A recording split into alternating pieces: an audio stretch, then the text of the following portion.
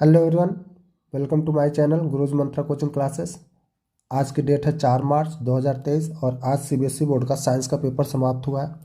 तो जिन स्टूडेंट्स को अपने आंसर्स को लेकर कोई भी डाउट हो वो ये लेक्चर देख के अपने आंसर्स की पूरी श्योरिटी कर सकते हैं कि कहाँ पर उनको क्या आंसर लिखना है और किस तरीके के सोल्यूशंस होंगे। तो चलिए स्टार्ट करते हैं।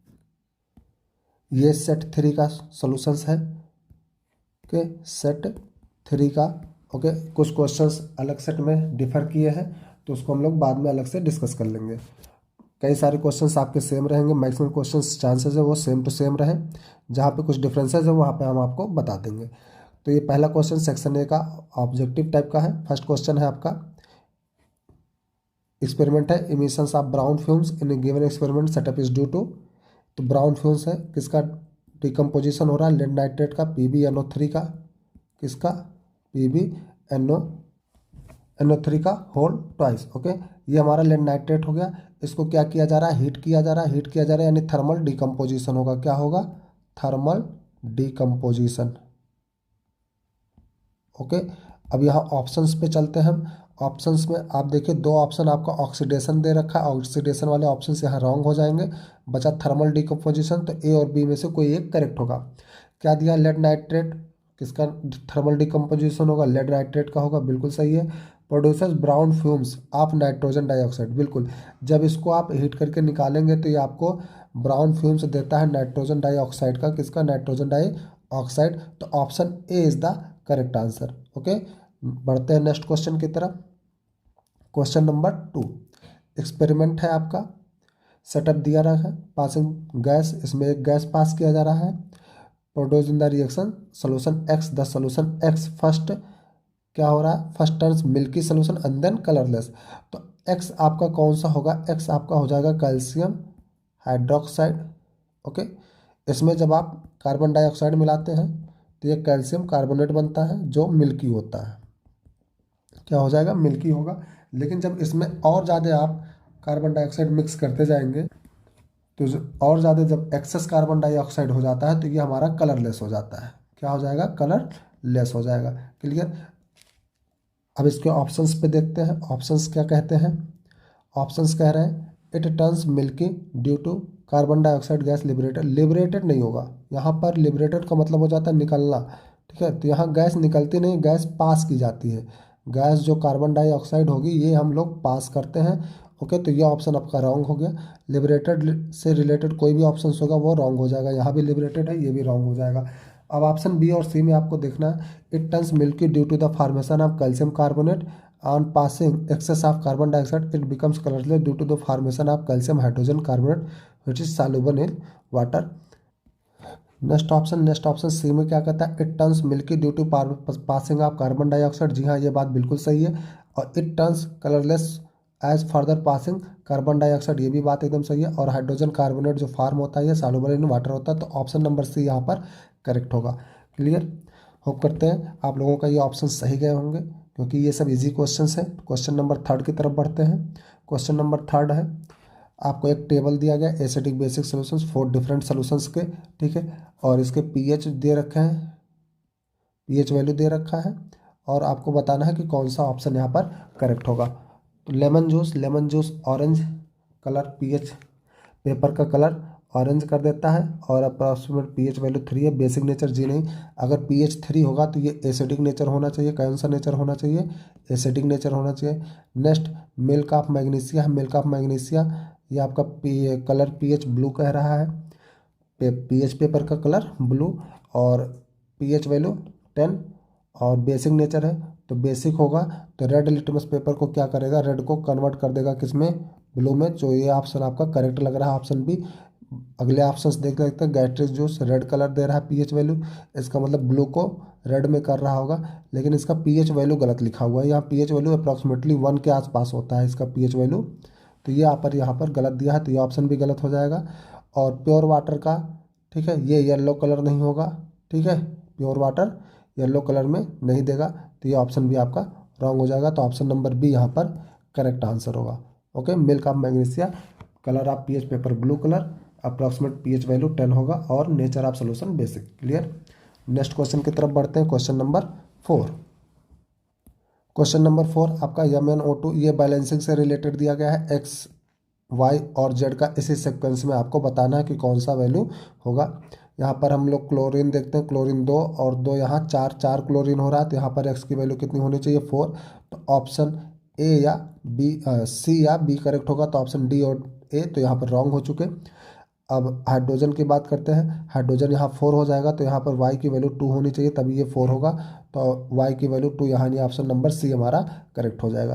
क्लियर। बढ़ते हैं नेक्स्ट क्वेश्चन की तरफ। Question number 5, select washing soda, washing soda from the following. Washing soda आपका कौन होगा, ऑप्शन नंबर सी Na2CO3.10H2O। Clear.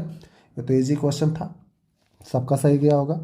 Okay, next question की तरफ बढ़ते हैं। Question number 6, consider the structures of 3 cyclic compounds ABC given below, select the correct option of the from the following.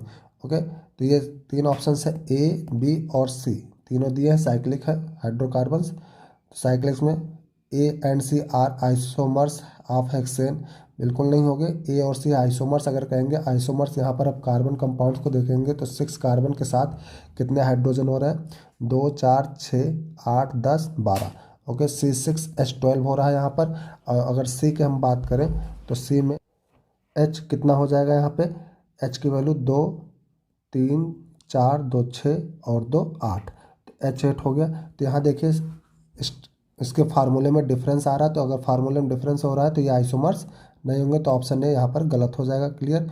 Next, A is an isomers of hexane, B is the B is benzene and C is तो hexane isomer, ये भी गड़बड़ हो जाएगा। Next, A is a saturated cyclic hydrocarbon और B C are unsaturated hydrocyclic hydrocarbon. Okay, तो जी हाँ, ये आपका सेचुरेटेड होगा क्योंकि यहाँ कार्बन कार्बन के बीच में सिंगल बॉन्ड अवेलेबल है, और यहाँ इन दोनों में बी और सी में कार्बन कार्बन के बीच में डबल बॉन्ड है, तो ये हमारा अनसेचुरेटेड हाइड्रोकार्बन होगा। तो ऑप्शन नंबर सी यहाँ पर हमारा करेक्ट हो जाएगा, option number C is the correct answer. Next question, question number 7, question number 7 क्या कहता है, following diagram shows the electrolytic refining of copper. तो कापर के इलेक्ट्रोलाइटिक रिफाइनिंग का प्रोसेस बताया गया है, जहाँ पर एनोड हमारा क्या होता है, इम्प्योर मेटल होता है। एनोड कैसा मेटल होगा, इम्प्योर होगा, और कैथोड कैसा होता है, प्योर मेटल होता है। ठीक है। और नीचे जो होता है ये एनोड बन, यानी इम्प्योर की जो हमारी इम्प्योरिटीज़ होती है वो यहाँ पर नीचे जो डिजॉल्व नहीं होती हैं वो यहाँ सेटल डाउन हो जाती है। ठीक है। अब यहाँ होता क्या क्या प्रोसेस है, इनकरेक्ट आपको बताना है, क्या बताना है, इनकरेक्ट स्टेटमेंट। फर्स्ट स्टेटमेंट है the impure metal from the anode dissolves into the electrolyte. तो ये स्टेटमेंट आपका करेक्ट है। Impure metal from the anode, यानी एनोड से जो भी इम्प्योरिटीज होती है वो हमारा इलेक्ट्रोलाइट यानी कि करंट पास करने पर पूरी तरीके से उसमें डिजॉल्व हो जाएगी। Okay, the pure metal from the electrolyte is deposited on the cathode. Okay, electrolyte से जो हमारा प्योर मेटल होगा वो कैथोड पे डिपॉजिट होता है, ये भी बात सही है। Next, the insoluble impurities settle down at the bottom of the anode, ये भी बात सही है आपका। जो भी इम्प्योरिटीज होती है वो यहाँ एनोड के रूप में नीचे सेटल हो रही है, तो ये भी बात सही है। तो बचा कौन, डी ऑप्शन। डी ऑप्शन हमारा यहाँ पर इनकरेक्ट होना चाहिए। तो देख लेते हैं, on passing the current through the electrolyte the pure metal from the anode dissolves into the electrolyte. जी नहीं, प्योर मेटल नहीं डिजॉल्व होता है, ये इम्प्योर मेटल डिजॉल्व होता है। कौन सा मेटल डिजॉल्व होता है, इम्प्योर। तो ऑप्शन नंबर डी यहाँ पर इनकरेक्ट हो जाएगा। बढ़ते हैं अगले क्वेश्चन की तरफ। क्वेश्चन नंबर 8, अदर सेट में ये आपका चेंज है, ये क्वेश्चन यहाँ पर नहीं है, दूसरे सेट में यहाँ दूसरा क्वेश्चन अवेलेबल है। क्लियर। क्वेश्चन नंबर 8 है, यहाँ पे भी नॉट करेक्ट बताना है, क्या नॉट करेक्ट। फर्स्ट ऑप्शन है the length of small intestine in animals differs as it depends on the type of food they eat, ये बिल्कुल सही है। जो हमारा स्मॉल इंटेस्टाइन होता है एनिमल्स में वो ह्यूमंस के कंपेरेटिव में ज़्यादा लॉन्ग होता है। ओके, तो जो हमारे एनिमल्स होते हैं, जितने भी हार्बीवोरस एनिमल्स होते हैं जो आपके क्या खाते हैं, ग्रास ईटिंग होते हैं। ठीक है, तो हार्बीवोरस वाले एनिमल्स को सेलुलोज को डाइजेस्ट करने के लिए, किसको डाइजेस्ट करने के लिए, सेलुलोज को। ओके, सेलुलोज को डाइजेस्ट करने के लिए उनके पास जो इंटेस्टाइन है स्मॉल वाली, इस ये लार्ज होनी चाहिए, कितनी होनी चाहिए, लार्ज होनी चाहिए। क्लियर, तो ये ऑप्शन आपका करेक्ट है। नेक्स्ट ऑप्शन है option number B, the small intestine in the site of complete digestion of food. तो सेकंड ऑप्शन लिखा है small intestine is the site of complete digestion of food, ये भी बात बिल्कुल सही बोला गया है। यहीं पर जो आपका स्मॉल इंटेस्टाइन होता है इसी में आपका कंप्लीट डाइजेशन होता है। क्लियर। नेक्स्ट ऑप्शन है small intestine receive secretion from liver and pancreas, ये बात भी बिल्कुल सही है क्योंकि कंप्लीट डाइजेशन करना होता है तो स्मॉल इंटेस्टाइन लीवर और पेनक्रियाज से आपके सेक्रेशंस रिसीव करते हैं। ऑप्शन नंबर डी यहाँ पर गलत होना चाहिए। क्या लिखा है, द वेल्ली, वेल्ली स्मॉल इंटेस्टाइन, ये स्मॉल नहीं होता है, वेल्ली आपका किसमें प्रेजेंट होता है, लार्ज इंटेस्टाइन में। किसमें, लार्ज इंटेस्टाइन में आपका ये प्रेजेंट होगा। ओके, जो वाटर के एब्जॉर्ब्स के लिए बना हुआ है। ठीक है। Next question, question number 9। Question number 9 क्या कहता है, an organism which breaks down the food material outside the body and then absorb it. Option है प्लांट पैरासाइट कसकटा, ये नहीं होगा ऑप्शन आपका। Option number B animal parasite tapeworm, ये भी नहीं होगा। बैक्टीरिया राइजोबियम, ये भी नहीं होगा। तो option number D fungus Rhizopus. ठीक है, ये आउटसाइड द बॉडी ही उसको पहले डिकम्पोज करेंगे और देन उसको एब्जॉर्ब करेंगे। Clear. Next question, question number 10, which of the following metals do not corrode in moist air। Options है कॉपर, आयरन, गोल्ड और सिल्वर। तो नॉट करोड में आपको ऑप्शंस, कॉपर भी आपका नॉट करोड में जाएगा, गोल्ड भी आपका नॉट करोड में, सिल्वर भी नॉट में जाएगा। बस मोस्ट अप्रोप्रिएट की अगर हम बात करें तो अप्रोप्रिएट में आपका गोल्ड रखे जो कि रिएक्टिव सीरीज में आपका एकदम बॉटम लेवल पर आता है। ठीक है, इसके नीचे गोल्ड के नीचे आपका प्लेटिनम मिल जाएगा, उसके ऊपर सिल्वर होता है। ठीक है, तो गोल्ड यहाँ पर करेक्ट आंसर मान के चलिए। बढ़ते हैं अगले क्वेश्चन की तरफ, question number 11। Select the from the following the correct statement about tropic movement in plant. Okay, यानी कि उनके जो ग्रोथ होती है वो किससे रिलेटेड होता है, due to stimulus of touch and temperature, ये आपका रॉन्ग हो जाएगा। It is not depend, not depend कह रहा है किस पर, डायरेक्शन ऑफ स्टिमुलस रिसीव्ड, ये भी करेक्ट हो जाएगा। नेक्स्ट, क्योंकि ये स्टिमुलस रिसीव्ड वाले पे डिपेंड करता है, अगर लाइट जिस सोर्स से जिस तरफ से मिलता है उधर की तरफ उसका ग्रोथ होने लग जाता है। ठीक है, तो नॉट लिख दिया था इस वजह से ये भी इनकरेक्ट है। नेक्स्ट ऑप्शन है आपका, it is observe only in root and not in stem, ये नॉट इन स्टेम ये रॉन्ग हो जाएगा क्योंकि स्टेम में भी आपका ग्रोथ मिलता है। क्लियर, तो ऑप्शन नंबर डी यहाँ पर करेक्ट हो जाएगा, it is growth related movement. Okay, क्या हो जाएगा, ये ग्रोथ रिलेटेड मूवमेंट होता है जो ट्रॉपिक मूवमेंट होते हैं। Next question, question number 12, the statement that correctly describe the characteristics of gene is. Options है and in individuals of a given species a specific gene is located on a particular chromosome, ये बिल्कुल सही बात है। Okay, तो option number A is the correct answer. Options B देख लेते हैं क्या देख रखे हैं, gene is not the information source for making protein, ये नॉट की वजह से रॉन्ग हो जाएगा। Each chromosomes has only one gene locate, ये भी ओनली वन आपका गड़बड़ बात है, केवल वाई वाले पे आपके 231 जीन होते हैं। Clear. Next, all the inherited traits in human beings are not, okay ये भी नॉट की वजह से रॉन्ग हो जाएगा क्योंकि इनहेरिटेड ट्रेट्स आपके जीन की वजह से ही कंट्रोल्ड होते हैं। तो option number A is the correct answer. Question number 13 है, in domestic electric circuit the wiring with 15 ampere current rating is for the electric devices which have. Okay, geyser जो आपके हैवी अप्लायंसेज होते हैं, okay heavy appliances हैं उनके लिए आप क्या लगाते हैं,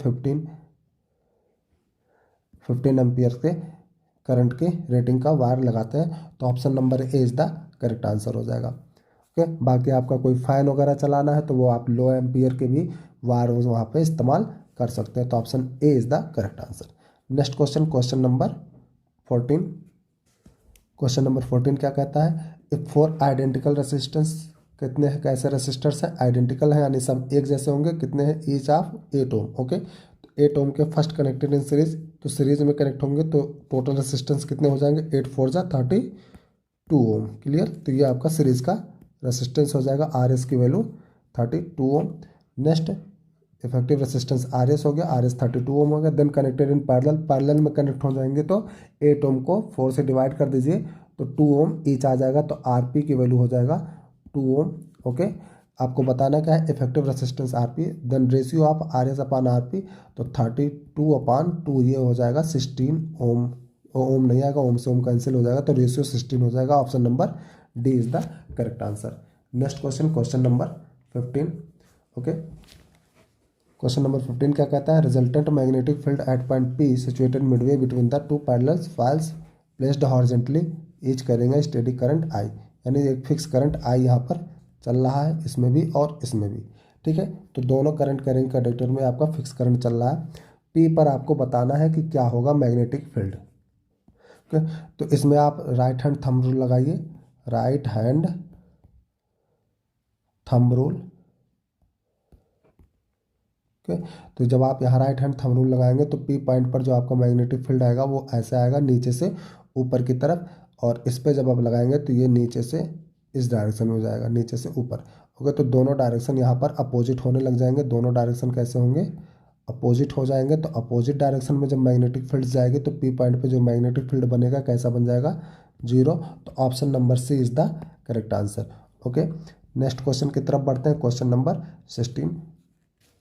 क्वेश्चन नंबर 16 है, current I through a resistors in increased by 100% at constant temperature, temperature fix रखा गया। Increase in power dissipated, power equal to क्या होता है, power equal to V I होगा, P equal to V I, और V I को आप लिख सकते हो आई स्क्वायर आर और वी स्क्वायर बटे आर। ओके,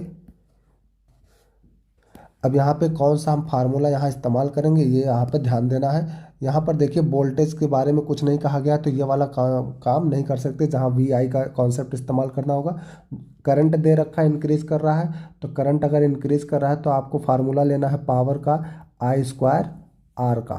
ठीक है, अब क्वेश्चन क्या कह रहा है, करंट को क्या कर रहे हो आप, इंक्रीज कर रहे हो 100% से। अगर मान लीजिए इनिशियल जो करंट है, करंट आपका I1 जो था ये आपका 1 एम्पियर के आसपास है, कितना है 1 एम्पियर।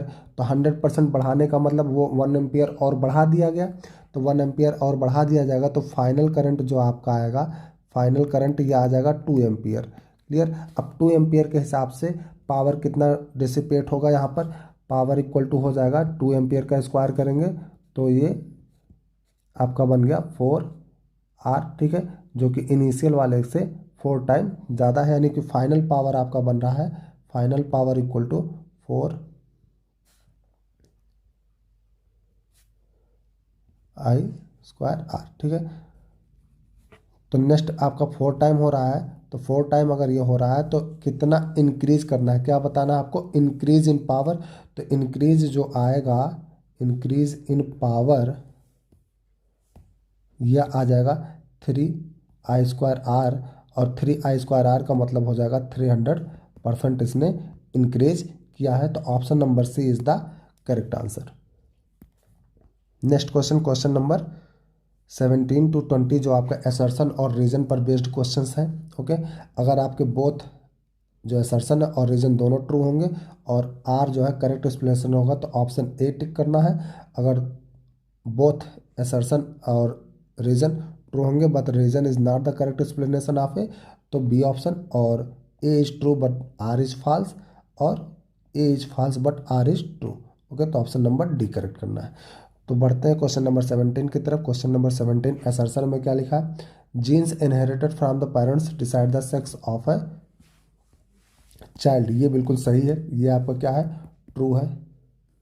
क्लियर, रीजन क्या जा रहा है, x chromosomes in A male child is inherited from his father, father नहीं होगा, ये मदर होना चाहिए, क्या होना चाहिए, मदर होना चाहिए, यानी रीजन आपका क्या हो जाएगा यहाँ पर, फॉल्स है। ओके, रीजन क्या हो जाएगा, फॉल्स हो जाएगा। तो assertion is true but reason is false, तो option number C is the correct answer, यानी यहाँ 17 का जो करेक्ट आंसर होगा वो कौन सा हो जाएगा, सी, कौन होगा, सी। नेक्स्ट क्वेश्चन नंबर 18 पे असर्शन क्या कहता है, the colour of sequence aqueous solution of copper sulphate turns colourless when a piece of lead is added to it. तो कॉपर सल्फेट है CuSO4, CuSO4। ओके, ये आपका कॉपर सल्फेट हो गया, ये कलरलेस हो जा रहा है किसकी वजह से, लेड की वजह से। तो लेड हमारा कॉपर से ज़्यादा रिएक्टिव होता है। ओके, तो कॉपर से ज़्यादा रिएक्टिव होगा तो इस कॉपर को डिस्प्लेस कर देगा और लेड सल्फेट बना लेगा। क्लियर, ये रिएक्शन पॉसिबल होगा, तो ये असर्शन आपका करेक्ट हो जाएगा। क्या हो जाएगा ये? करेक्ट, यानी कि ट्रू हो गया। क्लियर। नेक्स्ट रीजन क्या कहता है? Lead is most reactive than copper, बिल्कुल सही बात है, तभी ये आपका ऐसा करता है। ओके, तो साल्ट कापर सल्फेट के साल्ट सोल्यूशन में से उसको डिस्प्लेस कर देगा, तो रीजन भी आपका ट्रू होगा। तो both are true and correct explanation. तो option number A is the correct answer यहाँ होगा। 18 में ऑप्शन क्या होगा आपका? ए। ए ऑप्शन आपका करेक्ट होगा। क्वेश्चन नंबर 19 असर्शन है the strength of magnetic field produced at the centre of current carrying circular coil increases on increasing the number of turns in it. Okay, number of turns यानी coil की संख्या आप बढ़ाएंगे तो आपका magnetic field क्या होगा? इंक्रीज करेगा। ओके, रीजन क्या कहता है? The current in each circular turns has the same direction and magnetic field due to each turn then just add up. Okay, तो यहाँ क्या कह रहा है? जितने भी सर्कुलर टर्न होते हैं उन सब में सेम डायरेक्शन में आपका होता है करंट, और उसकी वजह से जो मैग्नेटिक फील्ड होती है वो आपकी सेम होने की वजह से क्या हो जाती है? ऐड हो जाती है। तो जितना ही टर्न बनाएंगे सबका ऐड होते जाएगा, तो नंबर ऑफ टर्न बढ़ाएंगे तो नंबर ऑफ टर्न की वजह से क्या हो जाएगा? मैग्नेटिक फील्ड भी इंक्रीज करता जाएगा। तो दोनों के दोनों स्टेटमेंट आपके ट्रू हो जाएंगे। ओके, और करेक्ट एक्सप्लेनेशन भी है। तो करेक्ट एक्सप्लेनेशन हो जाएगा, तो ऑप्शन आपका क्या हो जाएगा? Option A is the correct answer. तो ऑप्शन ए यानी 19 का क्या करेक्ट होगा? ए सही होगा। Okay, question number 20। Question number 20 क्या कहता है? Left atrium receives oxygenated blood, बिल्कुल सही बात है। क्या लेफ्ट आर्ट्रियम आपका क्या करता है?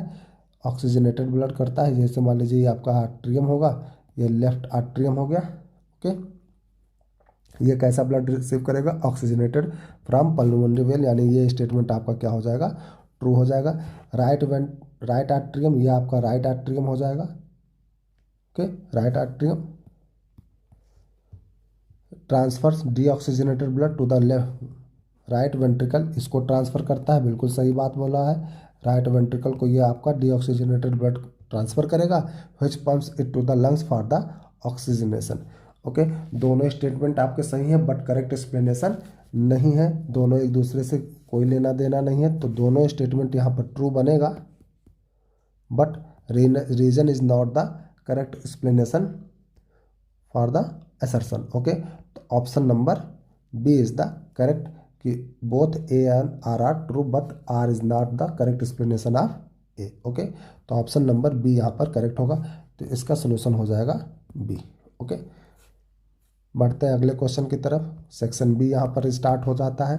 सेक्शन बी से आपके क्वेश्चंस थोड़े मल्टीपल चॉइस नहीं, ये सब राइटिंग वाले पोर्शन होंगे, कंप्रिहेंसिव टाइप के। ओके, राइटिंग सेक्शंस के होंगे जिसके आंसर्स आपको लिखने होंगे। तो यहाँ पर हम इसको फटाफट डिटेल में देख लेते हैं कि क्या क्या आंसर्स आपके लिखने होंगे। ओके, क्वेश्चन नंबर 21 क्या कहता है आपको? A plant hormone helps in bending of stem towards light, बिल्कुल सही बात बोल रहा है। नेम द हार्मोन, हार्मोन का नाम क्या हो जाएगा? ऑक्सिन होगा। कौन होगा? ऑक्सिन हार्मोन होता है, जो कहाँ पर होता है? टिप पर मौजूद होता है। तो क्या सूट टिप बोला जाता है, प्लांट के सबसे ऊपरी वाले हिस्से पर होता है जहाँ से वो ग्रोथ कर सकता है। क्लियर। अब लाइट जब इस मान लीजिए प्लांट है आपका, तो प्लांट में सबसे ऊपर वाले पार्ट पर यहाँ पर आपका ऑक्सिन प्रेजेंट होता है। ऑक्सिन होगा, लाइट आया, सनलाइट मिलेगा इसको, सनलाइट मिलेगा जब, तो ये सनलाइट के कांटेक्ट में आने के बाद इसी पार्ट पे इसका क्या हो जाता है? सिंथेसिस होता है। ओके, तो जब ये सिंथेसिस करता है तो लाइट को डिटेक्ट करते हुए उधर की तरफ वो लंबाई में ये ग्रोथ करने शुरू कर देता है। ओके, तो ये हमारा इसका मूवमेंट हो जाएगा। ओके, बढ़ते हैं नेक्स्ट क्वेश्चन की तरफ। Question number 22। क्वेश्चन नंबर 22 क्या कहता है? A compound x which is prepared from gypsum. Okay, gypsum की मदद से जो प्रिपेयर किया जाता है वो कौन सा होता है आपका? Plaster of Paris. कौन होगा? प्लास्टर ऑफ पेरिस, POP जिसको बोला जाता है। तो कंपाउंड एक्स को पहचानना आसान हो गया, ये आपका प्लास्टर ऑफ पेरिस है। Property of hardening when mixed with proper quantity of water. तो पूछा क्या गया है? आइडेंटिफाई एक्स, तो एक्स क्या हो जाएगा आपका? एक्स क्या हो जाएगा? प्लास्टर ऑफ पेरिस हो जाएगा, प्लास्टर ऑफ पेरिस इसमें लिखना है। Okay, right it's chemical formula, plaster of Paris का फार्मूला क्या होगा? CaSO4 dot half H2O। Okay, और ये कब बनता है? जब जिप्सम को आपको 313 केल्विन के आसपास इसको गर्म किया जाता है, तो गर्म करते हैं तो उसमें से 1.5 मालिक्यूल्स ऑफ H2O बाहर वो निकल जाता है। ओके, तो ये हमारा बनता है plaster of Paris. Next question number 2 क्या कहता है इसमें, state the difference in chemical composition between baking soda and baking powder. तो आपको केमिकल कंपोजिशन में डिफरेंस बताना है बेकिंग सोडा और बेकिंग पाउडर में। तो बेकिंग पाउडर जो होता है और बेकिंग सोडा आपका हो जाएगा बेकिंग सोडा, ये होता है सोडियम हाइड्रोजन कार्बोनेट, ये हमारा हो जाएगा बेकिंग सोडा। और बेकिंग पाउडर क्या होगा, बेकिंग पाउडर यह आपका बेकिंग सोडा में आप क्या मिला दीजिए, टार्टेरिक एसिड मिला दीजिए, टार्टेरिक एसिड, तो ये आपका हो जाता है बेकिंग पाउडर। क्लियर। और Na2CO3, क्लियर, Na2CO3 बन जाएगा। क्लियर। बढ़ते हैं नेक्स्ट क्वेश्चन की तरफ। आर करके इसमें दे रखा है कि ए और बी में आपको ऑप्शन है। क्वेश्चन नंबर 2 में दो है, ए और बी दोनों का ऑप्शन करके दिया है। क्लियर। ऑप्शंस वाले क्वेश्चंस में क्या है, आपको बैलेंस्ड केमिकल इक्वेशंस लिखना है। रिएक्शंस दैट आकर्स व्हेन, क्या है पहला, blue coloured copper sulphate crystals are heated. तो ब्लू कलर का कॉपर क्रिस्टल्स है, तो कॉपर क्रिस्टल अगर है, क्रिस्टल है तो ये आपका वाटर के साथ अवेलेबल होगा। तो blue coloured copper sulphate crystal है तो वाटर के साथ होगा। तो ये ब्लू कलर कॉपर क्रिस्टल क्या हो जाएगा, CuSO4.5H2O। अब इसको क्या करना है, आपको हीट करना है, हीट कर दीजिए। तो हीट करेंगे तो वाटर यहाँ से निकल जाएगा, ब्लू कलर भी ख़त्म हो जाएगा। तो आपका बनेगा क्या, CuSO4 और प्लस में 5H2O बाहर निकल जाएगा। क्लियर। और ये ऑलरेडी बैलेंस है तो ये आपको बैलेंस करने की ज़रूरत नहीं है। सेकंड क्या बोला गया है, सोडियम हाइड्रोजन कार्बोनेट को हीट किया जा रहा है ड्यूरिंग कुकिंग। खाना बनाते समय इसको जब सोडियम हाइड्रोजन कार्बोनेट को हीट करते हैं तो क्या होता है, तो सोडियम हाइड्रोजन कार्बोनेट हो गया NaHCO3, इसको आप हीट करेंगे तो क्या बनेगा, सोडियम कार्बोनेट बनाएगा Na2CO3। ओके, प्लस H2O बाहर निकलेगा और साथ में साथ क्या निकलेगा, कार्बन डाइऑक्साइड। कोई भी कार्बोनेट जब हीट होता है तो कार्बोनेट की हीटिंग में कार्बन डाइऑक्साइड गैस हमेशा बाहर निकलेगी। अब इसको बैलेंस कर लीजिए, यहाँ ऑक्सीजन तीन तीन छः ऑक्सीजन है तो यहाँ 2 से मल्टीप्लाई कर दीजिए। हाइड्रोजन भी 2 2 बैलेंस हो गया है और सोडियम भी 2 2 बैलेंस हो चुका था। तो अब ये आपका बिल्कुल पूरी तरीके से बैलेंस्ड केमिकल इक्वेशन हो गया है। बढ़ते अगले क्वेश्चन की तरफ। क्वेश्चन नंबर 23 क्या कह रहे हैं, name the part of human skeletal system where nephrons are found. तो नेफ्रॉन्स कहाँ फाउंड करेगा, आपका किडनी में। क्या कहाँ फाइंड करेगा, किडनी। आपका जो ह्यूमन स्केलेटल सिस्टम है जहाँ नेफ्रॉन फाउंड होता है वो क्या हो जाएगा, किडनी।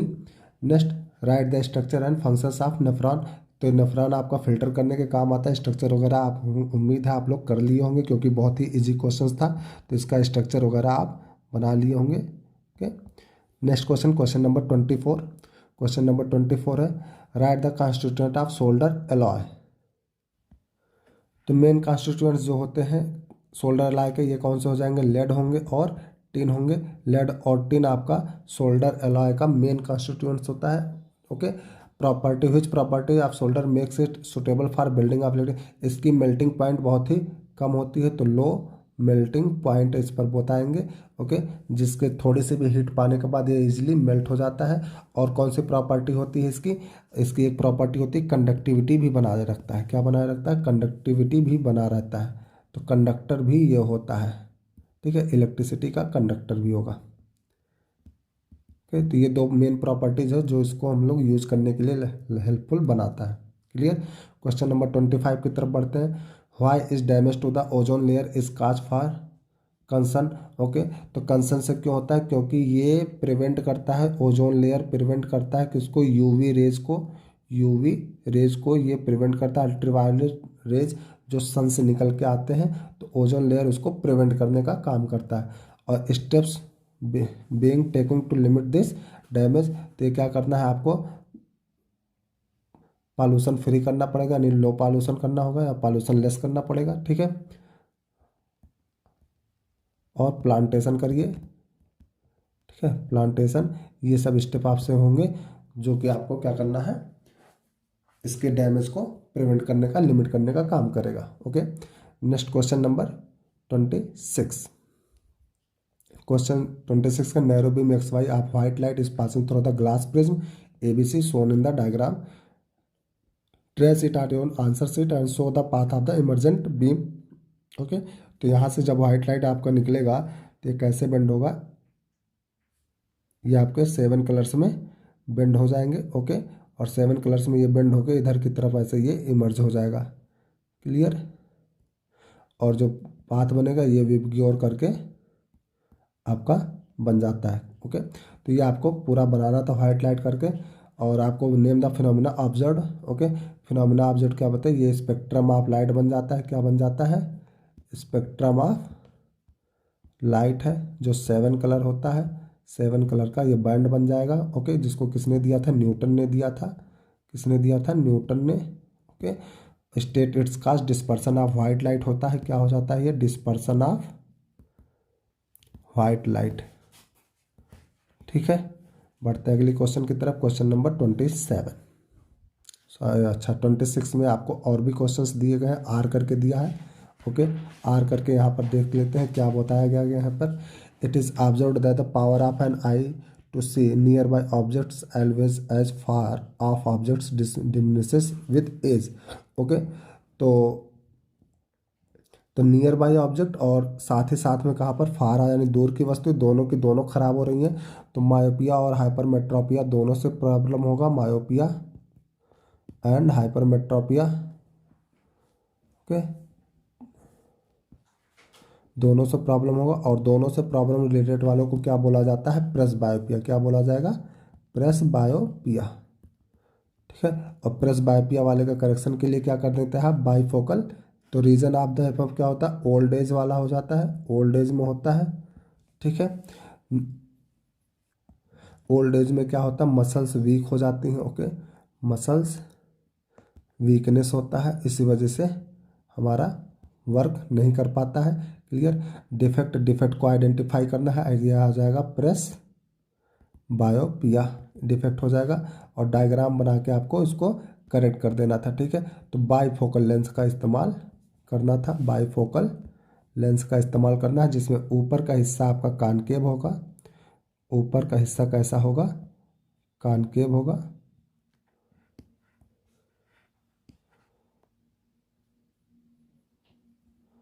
ऊपर का हिस्सा कॉनकेव और नीचे का हिस्सा कैसा होगा, कॉन्वेक्स होगा। कैसा होगा, कॉन्वेक्स होगा। क्लियर, ये आपका कॉन्वेक्स लेंस हो जाएगा नीचे वाला, और ऊपर वाला कॉनकेव होगा। ओके, बढ़ते हैं सेक्शन सी में। सेक्शन सी आपका 27 to 33 है, 60 आंसर्स क्वेश्चन होंगे। क्लियर। क्वेश्चन नंबर 27 में क्या कहा जा रहा है, compound x is used in glass, soap and paper industries on treatment with ethanoic acid, it forms salt, water and carbon dioxide. पहला है आपका आइडेंटिफाई एक्स। एक्स हमारा क्या हो जाएगा, ये सोडियम कार्बोनेट होगा, Na2CO3, जिसको हम लोग वाशिंग पाउडर बोलते हैं। क्या बोलते हैं, वाशिंग पाउडर बोलेंगे। क्लियर। जो कहाँ कहाँ इस्तेमाल होता है आपका, ग्लास में, सोप में और पेपर इंडस्ट्रीज में आपका मेनली इस्तेमाल होता है। Na2CO3, Na2CO3। ओके, नेक्स्ट है B option, how is this compound obtained from brine. Brine का NaCl का कंसनट्रेटेड सोल्यूशन। तो ब्राइन मतलब हो गया NaCl की मदद से आपको बनाना है क्या, सोडियम कार्बोनेट। ओके, अब यहाँ पर एक कंपाउंड आप अलग से ये भी कर सकते हैं कि यहाँ पर आप सोडियम कार्बोनेट की जगह पर सोडियम हाइड्रोजन कार्बोनेट भी ले सकते हैं, जो कि आपका ग्लास, सोप और पेपर इंडस्ट्रीज में इस्तेमाल किया जा सकता है। ओके, अब ये लिखना क्या आपको, राइट द इक्वेशन इन्वॉल्व। ओ भाई, क्वेश्चन तो आपको लेवल पर ले गया। ठीक है, तो क्वेश्चन है आपका, अब इसका केमिकल इक्वेशंस लिखना है। तो केमिकल इक्वेशन क्या हो जाएगा, NaCl के साथ आप ले आइए वाटर को, वाटर लाइए, कार्बन डाइऑक्साइड भी लाइए, और एक कंपाउंड लाइए अमोनिया। ओके, NH3, इन सबको एक साथ मिक्स करेंगे तो आपका बनेगा ammonium chloride NH4Cl plus NaHCO3, ये कंपाउंड बन गया। नाउ अगर आप इस NaHCO3 को अगेन हीट कर दीजिए, NaHCO3 को आप हीट कर दीजिए, हीट कर देंगे तो आपका बन जाएगा Na2CO3 plus H2O plus carbon dioxide gas, जो कि यहाँ पर बोला जा रहा था कि आपको क्या फॉर्म कर रहा है, इथेनोइक एसिड के साथ भी रिएक्शन करवा के वाटर और कार्बन डाइऑक्साइड गैस देगा। अब यहाँ पे आपको ये बोला गया था कि ये जो कंपाउंड एक्स है, कंपाउंड एक्स जब ट्रीटमेंट होता है इथेनोइक एसिड से तो क्या देता है, साल्ट, वाटर और कार्बन डाइऑक्साइड। अगर इस रिएक्शन की बात करें तो Na2CO3 हमारे लिए बिल्कुल परफेक्ट होगा। कैसे होगा, इथेनोइक एसिड CH3COOH हो गया, इसके साथ आप सोडियम कार्बोनेट मिला दीजिए। तो दोनों को मिला के जब आप इसको रिएक्शन कराएंगे तो ये रिएक्शन करके आपको बनाएगा क्या, sodium ethoxide CH3COONA plus H2O और प्लस CO2, ये आपका यहाँ पर लिबरेट होगा। तो जो करेक्ट आंसर होगा कौन सा होगा, सोडियम कार्बोनेट Na2CO3 ओके। यहाँ पर हमारा कंपाउंड एक्स होगा और ब्राइन से आपका ये रिएक्शन हो गया। नेक्स्ट थर्ड में सी में क्या दिया है, state the number of molecules of water of crystallisation present in compound X. तो वाटर ऑफ क्रिस्टलाइजेशन जो वाशिंग सोडा में होगा, किसमें, वाशिंग सोडा में होगा, क्रिस्टल के साथ में अगर हम बात करें तो ये हो जाता है Na2CO3.10H2O। तो number of molecules of water का ऑफ क्रिस्टलाइजेशन जो प्रेजेंट होंगे वो कितने हो जाएंगे, 10। कितने हो जाएंगे, 10 यहाँ पर करेक्ट होगा। ओके, तो ये आपके सी का था। ये क्वेश्चन भाई बहुत ही डिफिकल्ट लेवल का है, ठीक है, तो ये आप बहुत ही सावधानी से करेंगे, ये डिफिकल्टी मोड इसका बहुत ज़्यादा है। क्लियर। क्वेश्चन नंबर 28 की तरफ बढ़ते हैं। क्वेश्चन नंबर 28 आपका थोड़ा सा आराम वाला है, क्यों, क्योंकि इसमें रिड्यूसिंग एजेंट पहचानना है फॉलोइंग रिएक्शंस के। रिड्यूसिंग एजेंट कौन सा होता है, रिड्यूसिंग एजेंट कौन होगा, जिसका ऑक्सीडेशन होगा। ओके, जिसका ऑक्सीडेशन होता है वो हमारा हो जाता है reducing agent. Okay, oxidation of compound, जिस कंपाउंड का ऑक्सीडेशन होगा वो कैसा एजेंट कहलाएगा, रिड्यूसिंग एजेंट कहलाएगा। और कोई भी एजेंट का नाम लिखना है तो आप रिएक्टेंट में से बताएंगे, किस में से बताएंगे, रिएक्टेंट में से ही जवाब देंगे, ठीक है, रिएक्टेंट में से ही आपको जवाब देना है। जिस कंपाउंड का ऑक्सीडेशन हो रहा है वही आपका रिड्यूसिंग एजेंट होगा। तो आपको क्या ढूंढना है, ऑक्सीडेशन किसका हो रहा है। ऑक्सीडेशन का मतलब क्या हो गया, एडिशन ऑफ ऑक्सीजन या फिर रिमूवल ऑफ हाइड्रोजन। ओके, इसी टर्म में आप बात करेंगे। और देखिए ये तो अच्छी बात है कि define redox reaction. Redox reaction का मतलब हो गया ऑक्सीडेशन एंड रिडक्शन दोनों हो, ऑक्सीडेशन प्लस रिडक्शन दोनों चीज़ें जब होने लग जाती है तो उसको बोला जाता है redox reaction in terms of gain of loss of hydrogen. Okay, तो इसको भी हम डिस्कस कर लेते हैं। पहले आप बता लेते हैं रिड्यूसिंग एजेंट कौन कौन से होंगे। क्लियर। यहाँ देखिए अमोनिया का, यहाँ हाइड्रोजन रिमूवल होकर ऑक्सीजन का एडिशन हुआ है, तो अमोनिया का हमारा ऑक्सीडेशन हो रहा है। तो अगर अमोनिया का ऑक्सीडेशन हो जाएगा तो ये हमारा रिड्यूसिंग एजेंट हो जाएगा। तो इसका आंसर हो जाएगा पहले में NH3 हमारा रिड्यूसिंग एजेंट होगा। सेकंड नंबर में यहाँ पर देखिए फ्लोरीन, फ्लोरीन वाले के साथ में हाइड्रोजन का एडिशन हुआ, किसका एडिशन हुआ रहा है, ऑक्सीजन का एडिशन हो रहा है। और अगर ऑक्सीजन का एडिशन हो रहा है तो इसका क्या हो रहा है, ऑक्सीडेशन। और अगर इसका ऑक्सीडेशन हो रहा है तो ये हमारा हो जाएगा रिड्यूसिंग एजेंट, यानी फ्लोरीन यहाँ पर हो जाएगा रिड्यूसिंग एजेंट में। क्लियर। थर्ड वाले में क्या हो रहा है, थर्ड वाले में आपका कार्बन मोनोऑक्साइड है, कार्बन मोनोऑक्साइड से कार्बन डाइऑक्साइड हो रहा है। तो कार्बन डाइऑक्साइड यानी कि ऑक्सीजन का एडिशन हुआ, और ऑक्सीजन का अगर एडिशन हुआ है तो इसका ये वाला हो जाएगा हमारा रिड्यूसिंग एजेंट। ओके, क्यों, क्योंकि कार्बन मोनोऑक्साइड का क्या हो जाएगा, ऑक्सीडेशन। ये सब ऑक्सीडेशन वाले हैं। क्लियर, सारे के सारे ऑक्सीडेशन में जा रहे हैं। तो जिसका ऑक्सीडेशन होगा वो क्या हो जाएगा, रिड्यूसिंग एजेंट। क्लियर। नेक्स्ट है हाइड्रोजन में, इस हाइड्रोजन के साथ क्या हो रहा है, ऑक्सीजन का एडिशन हो रहा है, तो ये हमारा हो जाएगा रिड्यूसिंग एजेंट। क्लियर।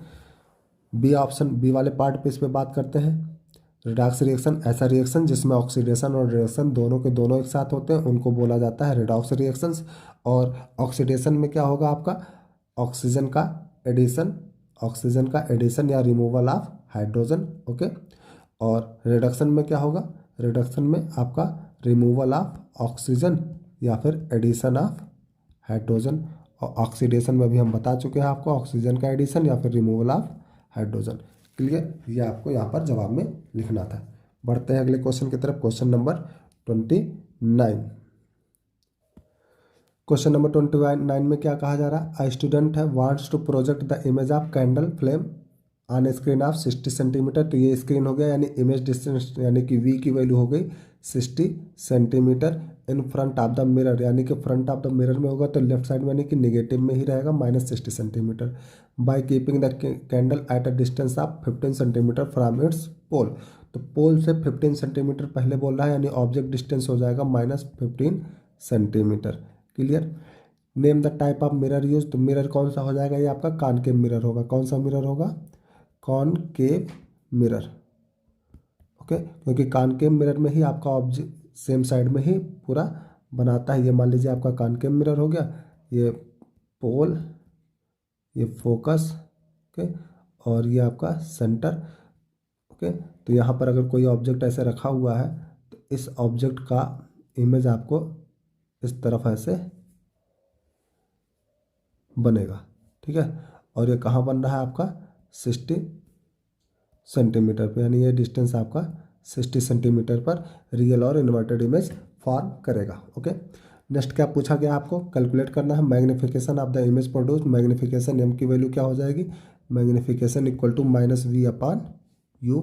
तो -60 पान -15, 15 4 जा 60, यानी कि -4 हो जाएगा। कितना, -4। माइनस का मतलब ही हो गया आपका इन्वर्टेड इमेज और लार्ज होगा। ओके, तो रियल,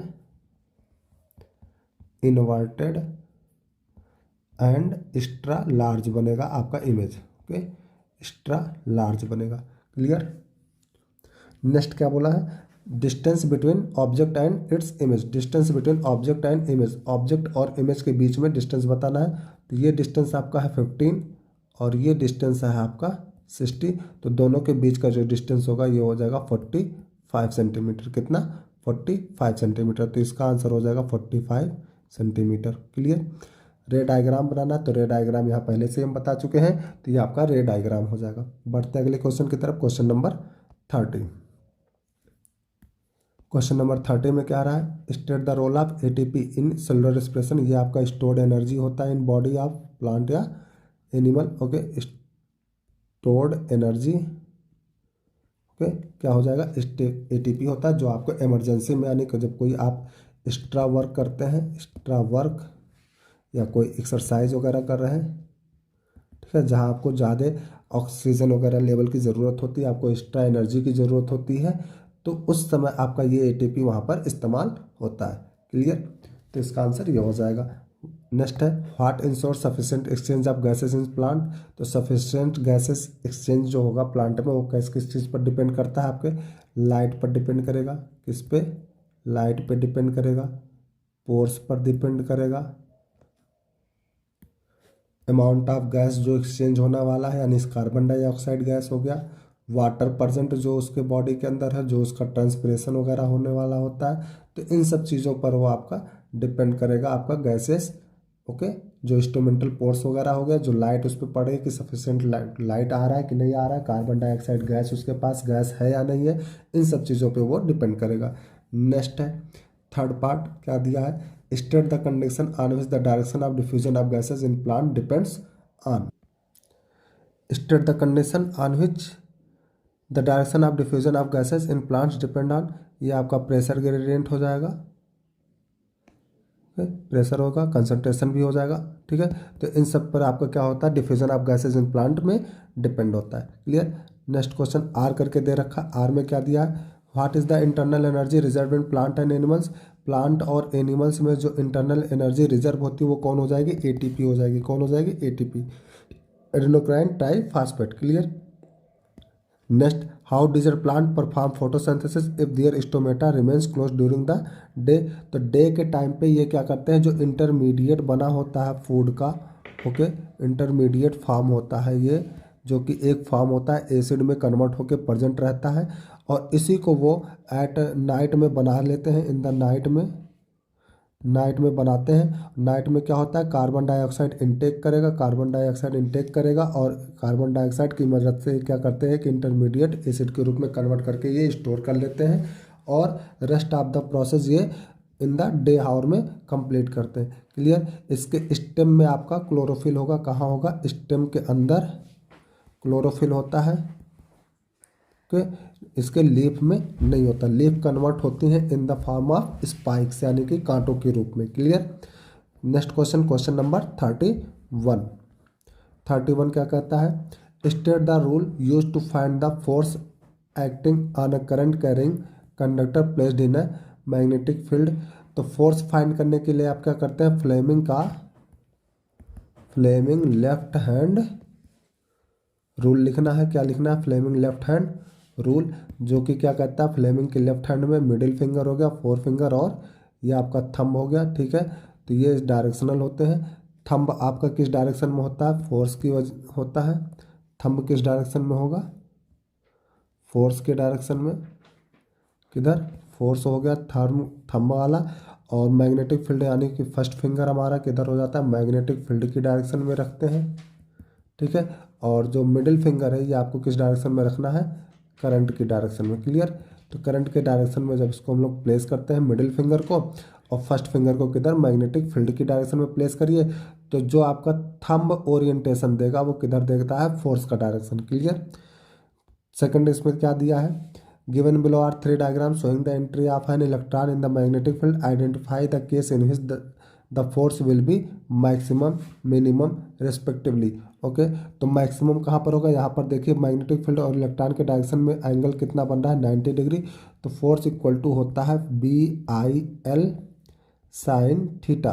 तो थीटा हमारा 90 डिग्री हो जाएगा। तो जब 90 डिग्री हो जाता है तो यहाँ पर फोर्स क्या आ जाता है, मैक्सिमम, यानी फर्स्ट केस में जो होगा फोर्स हमारा क्या हो जाएगा, मैक्सिमम हो जाएगा। और यहाँ पर देखिए थीटा बन रहा है 0 डिग्री और साइन 0 पे वैल्यू होती है कितनी, 0। तो 0 से मल्टीप्लाई होकर फोर्स यहाँ क्या बन जाएगा, 0 बन जाएगा, जो कि यहाँ पर क्या दे देगा, मिनिमम दे देगा। क्लियर। ओके, और आंसर रीजन में आपको यही लिखना है कि फोर्स क्या होता है, इस तरीके से BIL साइन थीटा के बराबर होता है। और यहाँ थीटा इक्वल टू 90, तो साइन थीटा की वैल्यू क्या हो जाती है, साइन 90 की वैल्यू जो हो जाएगी वो 1 होगी। तो फोर्स इक्वल टू हो जाता है BIL। Clear. Next question R करके दे रखा, आर करके क्या दिया है, pattern of magnetic field lines. Okay, pattern of magnetic field lines बनाना है, किसके केस में बनाना है, करंट कैरिंग सोलेनाइड में है। तो सोलेनाइड ऐसे बना दीजिए। ओके, यहाँ बैटरी जुड़ गया। ओके, अब मैग्नेटिक फील्ड आपको दिखाना तो ऐसे ऐसे करके आप इसकी लाइंस दिखा सकते हैं। क्लियर। ये हमारे मैग्नेटिक फील्ड की लाइंस हो जाएंगी, जो नॉर्थ पोल से साउथ पोल की तरफ ऐसे निकलेगा और ये प्लस माइनस से करंट चलेगा। क्लियर। नेक्स्ट है बार मैग्नेट से दिखाना है, तो बार मैग्नेट एक बना लीजिए ऐसे, एक तरफ नॉर्थ पोल और एक तरफ साउथ पोल, और यहाँ से फील्ड लाइंस करेंगे, नॉर्थ से बाहर निकलेगा और साउथ की तरफ आके क्लोज्ड लूप का फॉर्मेशन करेगा। तो ये हो जाएगा हमारा बार मैग्नेट के थ्रू। क्लियर। नेक्स्ट क्या पूछा गया, list 2 distinguishing features between the 2 fields. दो फील्ड के बीच में आपको डिस्टिंग्विश फिगर्स क्या होंगे कि दो फील्ड लाइंस कभी भी इंटरसेक्ट नहीं करती हैं, नेवर इंटरसेक्ट। ओके, दो फील्ड लाइंस कभी भी एक दूसरे को इंटरसेक्ट नहीं करेंगी। ओके, और फील्ड लाइन जहाँ क्लोज होगा, जहाँ क्लोज फील्ड लाइन होंगी वहाँ पर आपका फोर्स जो है मैग्नेटिक फील्ड जो है स्ट्रांग होगा, स्ट्रांग मैग्नेटिक फील्ड बनेगा क्लोज्ड वाले पे। और जहाँ ज़्यादा दूर दूर होंगे वहाँ पर वीक फील्ड बनेगा। ओके, वीक फील्ड होगा। तो ये हमारे दो कर सकते हैं डिस्टिंग्विश। क्वेश्चन नंबर 32 में क्या है, फर्स्ट है आपका, why does a kitchen garden called an artificial system. क्यों, क्योंकि किचन गार्डन में आप खुद जो है प्लांटेशन करते हैं। ओके, प्लांटेशन जो आप करते हैं ये खुद से करते हैं, खुद उसमें सारे डिफरेंट टाइप के प्लांट्स लगाते हैं और उसकी देखभाल करते हैं। ओके, और जो नेचुरल होते हैं वहाँ पे खुद नेचर के द्वारा डेवलप होते हैं, तो इसको हम लोग नेचुरल इकोसिस्टम बोलते हैं। क्लियर। नेक्स्ट क्या बोला गया है सेकंड में, while designing an artificial ecosystem at home right any 2 things to be kept in mind to convert it into a self-sustaining system. For self sustaining system के लिए आप क्या कर सकते हैं, डिफरेंट टाइप ऑफ प्लांटेशन कर सकते हैं, डिफरेंट टाइप ऑफ प्लांटेशंस, ठीक है,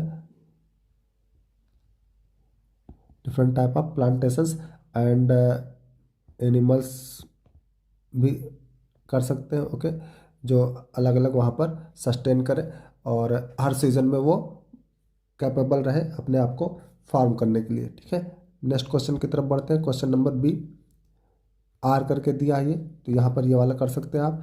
construct a food chain of 4 trophic level comprising the following में आपको 4 ट्रॉपिक लेवल बताना है, ओके। तो सबसे बॉटम लेवल पे कौन आएगा, प्लांट आएगा। हर्बीवोर्स में आपको प्रोड्यूसर्स के नाम से जाना जाता है, तो सबसे बॉटम लेवल पे प्लांट हो गया।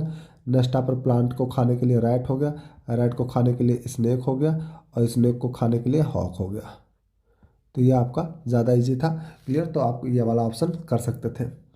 सेकंड आपसे पूछा है 20,000 joule energy was transferred by the producer, यानी प्लांट के द्वारा ट्रांसफर हो रहा है ऑर्गेनिज्म में। Calculate the amount of energy that will be transferred by the organism to the 3rd trophic level organism and the 4th trophic level, okay. तो bottom level पे 100% ये बनाया है 20,000 जूल का बना हुआ इधर। तो इससे ऊपर जाएगा फर्स्ट पे, इससे ऊपर जाएगा सेकंड पे, इससे ऊपर जाएगा थर्ड पे और देन इसके बाद फोर्थ पे। तो हर बार 10-10% करके वह ट्रांसफ़र होता जाएगा। तो 10-10% का ट्रांसफ़र पे होगा तो 20,000 से ऊपर जाएगा तो ये 2,000 जूल जाएगा, ओके। नेक्स्ट जाएगा 200 जूल, थर्ड वाले पे 20 जूल और फोर्थ वाले पे 2 जूल, क्लियर। तो जो आपसे पूछा गया 3rd ट्रॉपिक लेवल पे, 3rd ट्रॉपिक लेवल पे जो एनर्जी ट्रांसफ़र होगा कितना, 20 जूल का होगा और फोर्थ वाले पे कितना ट्रांसफ़र होगा, 2 जूल का, clear. Next question, question number 33 बोला गया है, क्या बोला गया, a person can not see distinctly the object placed beyond 5 centimetre from his eye, यानी 5 मीटर से दूर 5 मीटर से दूर अगर रखा गया तो उसको वो डिस्टिंक्टली यानी क्लियरली नहीं देख पा रहा है, ओके। इसका मतलब क्या हुआ, जो उसका इनफाइनाइट वाला पोजीशन था वो आपका खिसक के 5 मीटर के डिस्टेंस पर आ गया है, ओके।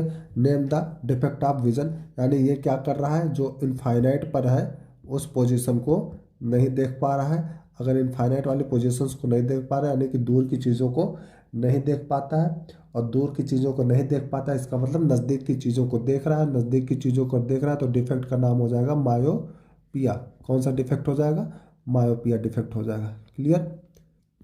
तो जो डिफेक्ट ऑफ विजन पूछा गया, डिफेक्ट ऑफ विजन में क्या हो जाएगा इसका, myopia. Suffer draw ray diagram to illustrate this defect, तो इस डिफेक्ट को ख़त्म करने के लिए आप क्या करना है, मायोपिया में आपको कौन सा लेंस लगाना होता है, कॉनकेव लेंस लगाना है। कौन सा लेंस लगाना है, कॉनकेव लेंस लगाना है।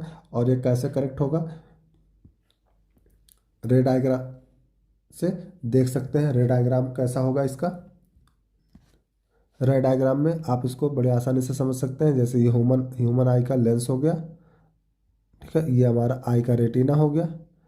अगर आपका नॉर्मल आई था तो ये आपके पावर ऑफ लेंसेज ये पहले आपको कंट्रैक्ट करके यहाँ पर बना रहे थे, ओके, जिसकी वजह से दिख नहीं रहा था। रास्ते में आप क्या इस्तेमाल कर लेंगे, एक कॉनकेव लेंस का इस्तेमाल करेंगे। कॉनकेव लेंस का इस्तेमाल कर दिया तो ये रे डायग्राम को क्या करेगा, जो लाइट आएगी उसको थोड़ा सा ऊपर की तरफ शिफ्ट करवा देगा और यहाँ से ये कन्वर्ज करेगा तो आपका रेटिना पर यहाँ फॉर्मेशन कर लेगा, ओके। तो इस तरीके से इसका करेक्शन होता है, ओके।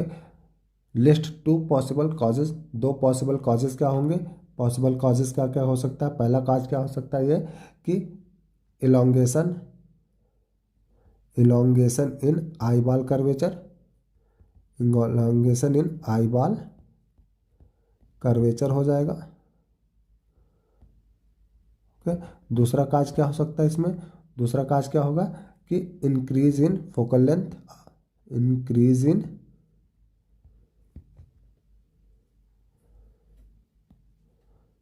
इंक्रीज इन नहीं होगा, डिक्रीज इन फोकल लेंथ होगा, क्योंकि ये पहले कन्वर्ज करेगा।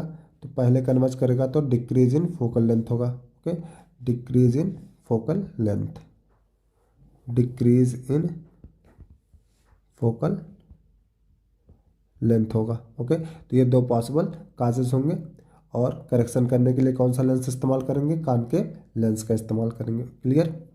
नेक्स्ट क्वेश्चन, क्वेश्चन नंबर 34 तो 36 are long answer type question होंगे, लॉन्ग आंसर टाइप के क्वेश्चन है। तो ये role of organism in male humans पे करना है, टेस्टिस करना है जो स्पर्म फॉर्मेशन करने के लिए होता है, स्पर्म के लिए होता है। स्क्रोटम, स्क्रोटम हमारा क्या होता है, इस टेस्टिस को जो टेम्परेचर इन्वायरमेंट वगैरह होता है उसको कन्वर्ट करने के लिए। तो वेज डिफरेंसिया, वेज डिफरेंसिया आपके स्पर्म को ले जाने के लिए पाइपलाइन होती है, स्पर्म फ्लो पाइपलाइन होता है ये, ठीक है। सेमिनल वेसल्स से फ्लोडिटी को बनाए रखने के लिए, फ्लोडिटी को बनाए के लिए होता है ये, जो स्पर्म को इजीली फ्लो करने में हेल्प करवाता है। Clear. Next, what is placenta. Placenta क्या होता है, ये हमारा एक फूड पाइपलाइन होती है, फूड पाइपलाइन होता है जो डेवलप करता है कहाँ पे, from mother to his baby during pregnancy. Okay, during pregnancy में ये मदर से बेबी को कनेक्ट करता है, किसके लिए कनेक्ट करता है, इसको फूड सप्लाई करने के लिए होता है, ठीक है। फंक्शन इसका क्या होता है, फूड सप्लाई करने के लिए इसका फंक्शन होता है, फूड सप्लाई, और जो भी चीज़ें बेबी को ज़रूरत है, न्यूट्रिशन। ओके, सीधे सीधे आप बेबी न्यूट्रिशन के लिए आप कर सकते हैं इसको। ओके, क्या लिख सकते हैं इसके लिए, बेबी न्यूट्रिशन, या डाइजेशन, एक्सक्रेशन, व्हाट एवर जो भी करना होता है ये प्लेसेंटा के थ्रू ही होता है सब, ठीक है। नेक्स्ट क्वेश्चन, क्वेश्चन नंबर 35 क्या है, an electric iron consumes energy at a rate of 880 watt when is heated at a maximum rate of 330 watt. Okay, तो दो अलग अलग पावर रेटिंग बताया गया है इलेक्ट्रिक आयरन के लिए। एक आपका मैक्सिमम रेटिंग कितना जा सकता है इसका 880 वाट, और दूसरा मिनिमम कितना हो सकता है 330 वाट का। क्लियर। और पावर सोर्स कितना है वोल्टेज का 220 वोल्ट है। Calculate the current and resistance in each case. Okay, तो करंट पावर आपको दिया है P इक्वल टू वी आई लगाइए, तो यहाँ से आप करंट बता लेंगे। कैसे बताएंगे, पावर जब 880 होगा और वोल्टेज आपका 220 होगा तो करंट आई आ जाएगा, I1 ले लेते हैं इसको, तो 22 चौक के 88 यानी 4 एम्पियर आ जाएगा, कितना 4 एम्पियर। और जब यही आपका 330 होगा और ये 220, तब यहाँ पर करंट I2 ले लीजिए जो कि मिनिमम बनाएगा, और ये आ जाएगा 3/2 यानी 1.5 एम्पियर। क्लियर। और आपको क्या बताना है, रेसिस्टेंस भी बताना है, तो V equal to I R कर दीजिए, V is equal to I R, या I R is equal to हो जाएगा V बटे आई। तो V हो गया 220 और I की वैल्यू 4 आ रहा है, तो 4 पच्चे 20, 55 ओम आ जाएगा पहले के केस में। ओके, R1 की वैल्यू हो जाएगी 55 ओम, और R2 की वैल्यू हो जाएगी 220/1.5। तो इसको आप कैलकुलेट करके बता लीजिए कितना रेजिस्टेंस आएगा। ओके, नेक्स्ट क्या दिया, what is heating effect of electric current. Heating effect of electric current का फार्मूला क्या होगा, H equal to I square R T, जो कि आपको इसमें क्या बताना है, जो हीट होगा ये directly proportional to current square of the current flowing in the current carrying conductor, और यही H आपका डायरेक्टली प्रोपोर्शनल होगा to the resistance of the conductor, और यही H आपका डायरेक्टली प्रोपोर्शनल होगा time of flow of current. Okay, इन सबको मिला के आपका क्या बन जाएगा, H equal to I square R T, यही अपन होता है heating effect of electric current, और इसको बोला जाता है जूल्स लॉ ऑफ हीटिंग। क्या नाम दे दिया जाता है, Joule's law of heating, Joule's law of heating. Clear.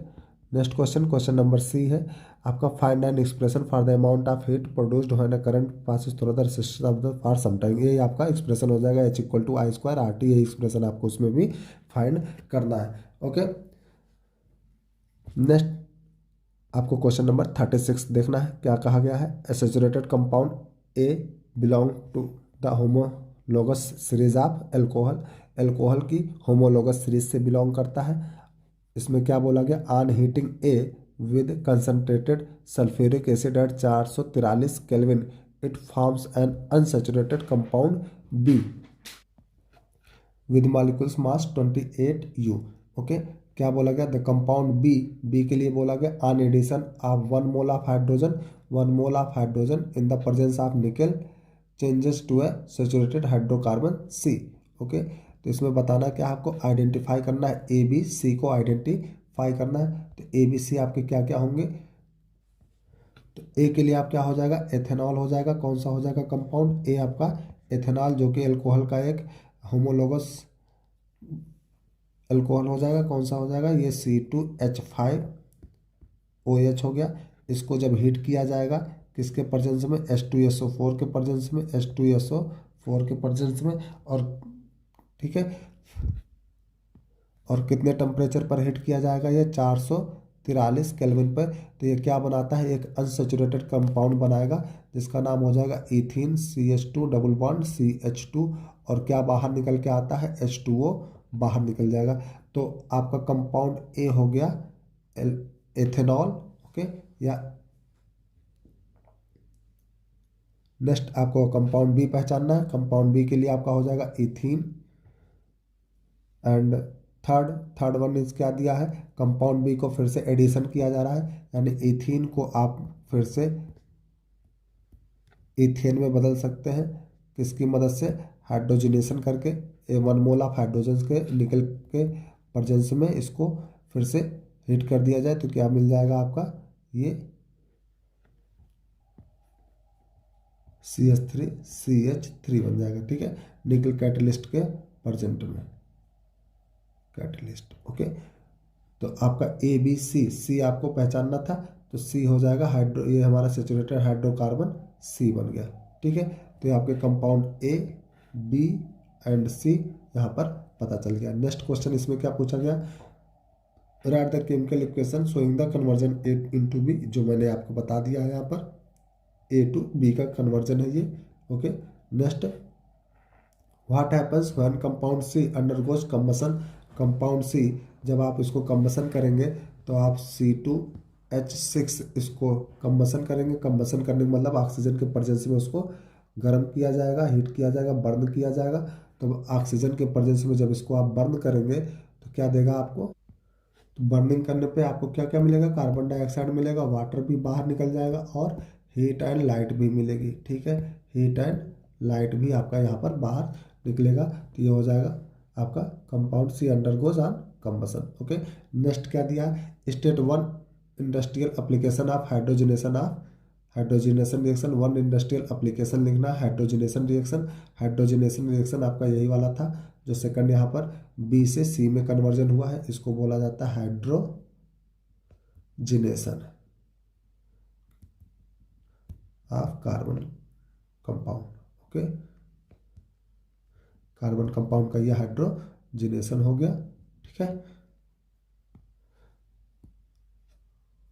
Industrial application इसका क्या हो जाएगा, इंडस्ट्रियल एप्लीकेशन में आप क्या सकते हैं, ऑयल रिफाइनरीज में इस्तेमाल हो जाएगा, जो हमारे ऑयल के बनाते हैं। ठीक है, पेट्रोलियम वगैरह में भी इसका इस्तेमाल किया जा सकता है। ओके, नेक्स्ट क्वेश्चन आपको क्या दिया है कि name the products farmed when compound A react with sodium. Compound A यानी कि C2H5OH का रिएक्शन आपको किसके साथ कराना है, सोडियम के साथ कराएंगे तो सोडियम इथॉक्साइड बनाएगा। क्या बनाएगा ये, सोडियम इथॉक्साइड CH3CH2ONA ये बना लेगा और साथ में हाइड्रोजन गैस बाहर होगा। तो क्या बनता है ये, सोडियम इथॉक्साइड। क्या, सोडियम इथॉक्साइड। ठीक है, तो कंपाउंड जो बनाता है ये सोडियम के साथ रिएक्ट करके क्या बना देगा, सोडियम इथॉक्साइड। ओके, अब आर में करके इसमें क्या दिया गया है, आर वाले पोर्शन में क्या दिया, with the help of diagram show the formation of micelles. Okay, तो मिचेल्स का संरचना बनाना है, स्ट्रक्चर बनाना है यहाँ पे। When swap is applied on oily dirt. Okay, तो मिसल्स में आपके क्या होते हैं, सोडियम या पोटेशियम के क्या होते हैं, long chain of carboxylic acids होती है, long chain of carboxylic acid.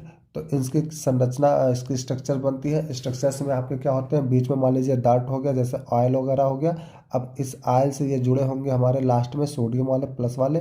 ठीक है, इस तरीके से लॉन्ग चेन में आपका सोडियम जुड़ा होता है। ठीक है, सोडियम ऐसे ढेर सारा जुड़ जाएगा, तो इसको बोला जाता है मिसल का स्ट्रक्चर। किसका, मिसल स्ट्रक्चर। ओके, इस स्ट्रक्चर में अगर हम बात करें, स्ट्रक्चर में मिसल के स्ट्रक्चर में जो आपका एक पॉजिटिव एंड है और एक नेगेटिव एंड वाला हो गया। जो हमारा पॉजिटिव एंड वाला हो जाता है ये हमारा क्या होगा, हाइड्रोफिलिक होगा, हाइड्रोफिलिक होगा। ओके। और ये वाला हो जाता है हाइड्रोफोबिक वाला इंट, हाइड्रोफोबिक इंट, यानी ये जल की तरफ नहीं होता है। और दूसरा वाला ये जल की तरफ होता है, इधर हमारे गंदगी की तरफ होता है, जो मैल होती है यानी गंदगी होता है उधर की तरफ ही अट्रैक्ट होता है। और ये हाइड्रोफिलिक वाले क्या होते हैं, वाटर में डिजॉल्व होने लग जाते हैं, ठीक है। यानी कि एक हमारा हाइड्रोफिलिक और एक हाइड्रोफोबिक इंड होता है। तो इस तरीके से हमारे पूरा स्ट्रक्चर मिसल का बनता है। और गंदगी के साथ मैल के साथ मिल के वाटर के साथ ये फिर से निकल जाता है बाहर। ओके। नेक्स्ट क्या दिया, take two test tube X and Y with 10 ml of hard water. कैसा वाटर लिया गया है, हार्ड वाटर लिया जा रहा है, ठीक है। तो एक्स और वाई में दोनों में आपके हार्ड वाटर लिए गए हैं, ये एक्स है। और एक टेस्ट ट्यूब ले लीजिए वाई, इसमें भी दोनों में आपका 10 ml का हार्ड वाटर ले लिया गया है। Okay. Add few drops of soap solution and in the test tube Y, Y में आपका सोप सोल्यूशन हो गया, कौन सा हो गया, soap solution. And few drops of detergent, add few drops of detergent in solution. Okay. तो in test tube X add, अच्छा ओके, यहाँ उल्टा हो गया हमारा। ये आपका टेस्ट ट्यूब एक्स में आपको सोप डालना है, इसमें सोप डालना है। और वाई में आपको डिटर्जेंट डालना है। ओके। वाई में डिटर्जेंट। वाटर कैसा हो रहा है ये हमारा, इसमें हार्ड वाटर, कौन सा वाटर हो रहा है, हार्ड वाटर होगा। ओके। तो आपको बताना क्या है, सेक कर दिया बोथ को, टेस्ट ट्यूब को सेम पीरियड के लिए, और हो गया ये। In which test tube the formation of foam will be more, किसमें आपका फोम यानी झाग जो है ये ज़्यादा बनेगा। ओके। कौन से टेस्ट ट्यूब में ज़्यादा झाग बनेगा। ओके। तो फोम का निर्माण किसमें होगा, डिटर्जेंट वाले में, किसमें, टेस्ट ट्यूब वाई में, टेस्ट ट्यूब वाई वाले में आपका ज़्यादा फोम का निर्माण करेगा। हार्ड वाटर के साथ सोप जो है रिएक्ट नहीं करता है। ओके। नेक्स्ट क्या दिया है आपको, वाई, वाई आपको बता दिया मैंने, क्योंकि हार्ड वाटर के साथ क्या कर देता है, स्कम बना लेता है, ठीक है। क्या बना लेता है, स्कम। सोप जो होता है ये हमारा क्या बना लेता है, ये स्कम का निर्माण करता है। ओके। ये स्कम बनाता है। ओके। जो कि हमारा पूरी तरीके से डिजॉल्व नहीं होता है, ठीक है। ये हमारा अघुलनशील यानी कि नॉट सॉल्युबल सब्सटेंसेस होते हैं। स्कम जो होता है वो नॉट सॉल्युबल या इनसॉल्युबल सब्सटेंसेस बोला जाए, इसको क्या बोला जाए, इनसॉल्युबल, इनसॉल्युबल सब्सटेंसेस, ठीक है।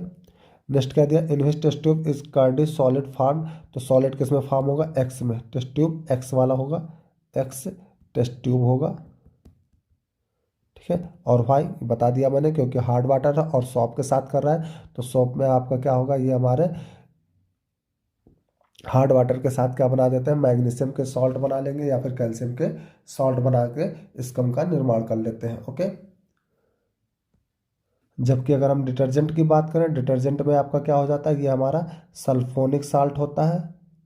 कौन सा साल्ट होता है, सल्फोनिक साल्ट होगा। ओके।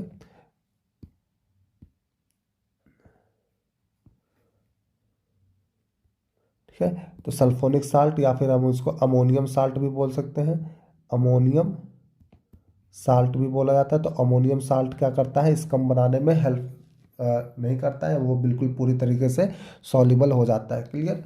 जो कि आपका हार्ड वाटर के साथ भी रिएक्ट कर सकता है। जबकि सोप में आपका, सोप में ये हार्ड वाटर के साथ नहीं कर सकता है, क्यों, क्योंकि ये हमारा कैल्शियम या मैग्नीशियम के साल्ट होते हैं। ओके।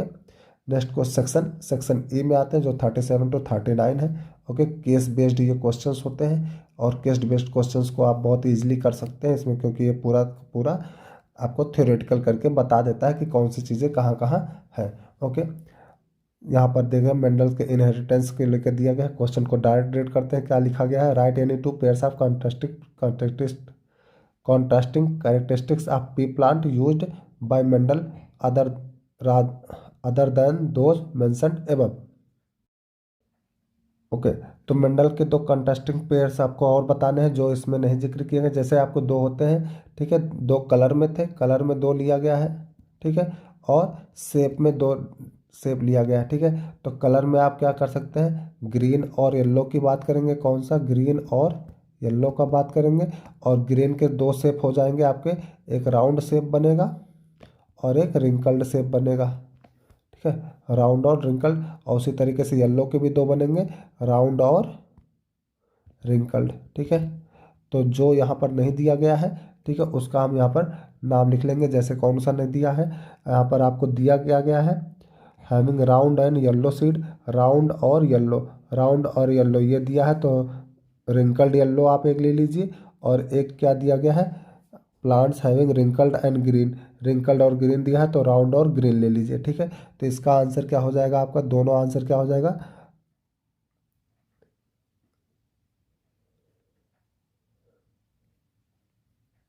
राउंड ग्रीन ले लीजिए, राउंड ग्रीन हो गया। और एक हो जाएगा आपका कौन सा, yellow wrinkled, okay, yellow wrinkled हो जाएगा, ठीक है। तो ये दो कंट्रास्टिंग कैरेक्टरिस्टिक्स आप पी प्लांट हो जाएगा, क्लियर।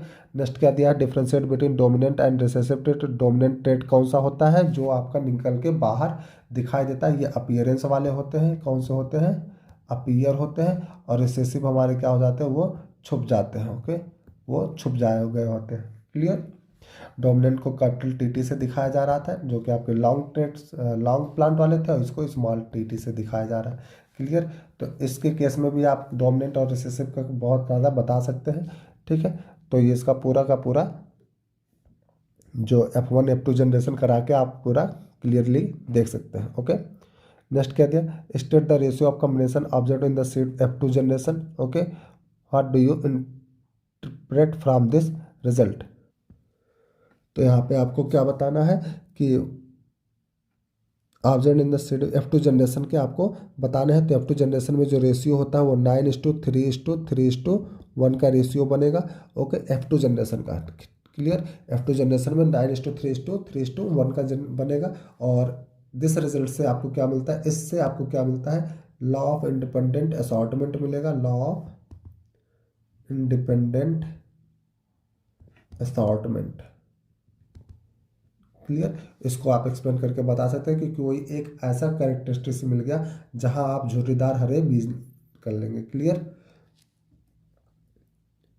यानी एक कैरेक्टरिस्टिक्स ऐसा मिलेगा जो आपने नहीं लिया था और वो भी आपको दिखने लग जाएगा, क्लियर। नेक्स्ट क्वेश्चन की तरफ बढ़ते हैं। सी पार्ट में सी ऑप्शन इसमें दिया है, क्या दिया, given below cross between pure violet flowered and pure white flowered pea plant, diagrammatically explain the type of progeny obtained in F1 generation and F2 generation. तो इसको आप जो है, जो आपका पी प्लांट का था, वो पी प्लांट वाले को लेके, ठीक है, प्योर वायलेट का यहाँ पर बोला गया है, और white flowered, pure white flowered बोला गया है, ठीक है। तो वी और स्मॉल वी के बीच में F1 और F2 जनरेशन आपको करवाना है। तो फर्स्ट जनरेशन जो होगा F1 वाला, F1 में क्या बनेगा आपको, ये इस तरीके से बनाएंगे सारे लोग, ठीक है। तो ये capital V small V, capital V small V, capital V small V, capital V small V, इस तरीके का चारों का चारों बनेगा F1 जनरेशन में। और F2 जनरेशन में आपको क्या क्या बनेगा, F2 जनरेशन आप कर लीजिए,